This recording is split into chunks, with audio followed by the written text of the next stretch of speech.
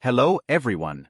Today, we are going to explore a fascinating story about the journey of a type of food that has gone from being despised to becoming a symbol of luxury, the lobster. When you think of lobster, you probably imagine an expensive dish reserved for the wealthy. But did you know that lobster was once the food of prisoners and servants? Let's dive into this surprising story.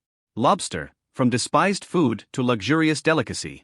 In the 17th century, when the first Europeans landed in New England, present-day USA, they discovered an abundance of lobsters. These crustaceans were so plentiful that they would wash up on the shore after storms and emit a foul odor when they died. Back then, lobsters were not considered valuable and were mostly used to feed prisoners and servants.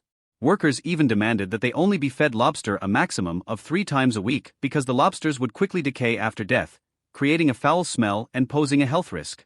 Discovering the true value of lobster. Despite being looked down upon, the true value of lobster began to be recognized in the 19th century. During the American Civil War, the Burnham and Morrill companies started canning lobster and selling it to the market. People began to appreciate this food because it was cheap and rich in protein. Gradually, lobster became more familiar on dining tables, changing perceptions of value. After World War II, the demand for lobster increased, driving up prices. At this point, lobster was no longer considered poor man's food but had become a high-class delicacy. By 2012, as the ocean temperatures warmed, lobster fishing became easier, leading to a decrease in prices.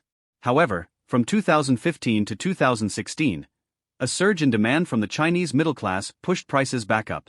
Lobsters keep growing. Research shows that scientists are unsure how long lobsters actually live because the traps designed to catch the largest lobsters still have not caught the largest one. Robert C. Bayer, executive director of the Lobster Institute at the University of Maine, mentioned that they have caught lobsters weighing up to 9 kilograms and have yet to find larger ones. Lobsters eat lobsters. When lobsters search for fresh food, if they encounter another lobster, it often becomes their meal. One reason lobster farming is not profitable is because they are cannibalistic, leading to significant additional costs. More lobster facts. Lobsters taste with their feet. Lobsters have chemical hairs on their feet that identify food, and small antennae in front of their eyes to detect distant food signals. Lobsters chew with their stomachs.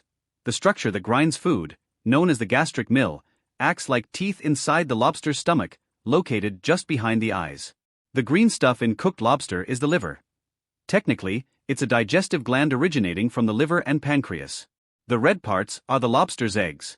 Lobsters don't scream when boiled. The noise heard when boiling a lobster is air escaping from its stomach through its mouth. Lobsters can regenerate limbs. It can take up to 5 years for a lobster to regrow a claw to the size it had lost. Lobster shells are used to make golf balls. Leftover shells from processed lobsters are often discarded. In an effort to add value and keep money in the lobster industry, a professor at the University of Maine created biodegradable golf balls with a core made from lobster shells. In summary, the story of the lobster is a clear example of how the value of a food item can change dramatically over time and with human development. From being despised, lobsters have become a symbol of luxury and gourmet cuisine. Let's appreciate and savor lobsters as a precious gift from the ocean. If you found this video interesting, don't forget to like, share, and subscribe to the channel to not miss out on more fascinating culinary stories. Thank you for watching, and see you in the next video.